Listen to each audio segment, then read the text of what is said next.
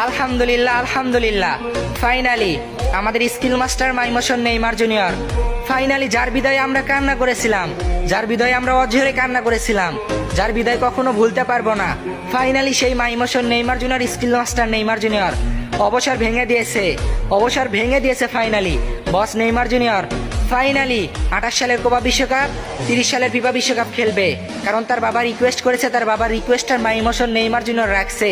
বস Neymar junior finally 30 সালের FIFA বিশ্বকাপ খেলতে চলেছে, আবারও হলুদ জার্সিতে বস নেইমার জুনিয়র ফিরেছে। নেইমার ফ্যান ব্রাজিল সাপোর্টাররা কে কতটা পরিমাণ খুশি কমেন্ট বক্সে কমেন্ট করবা।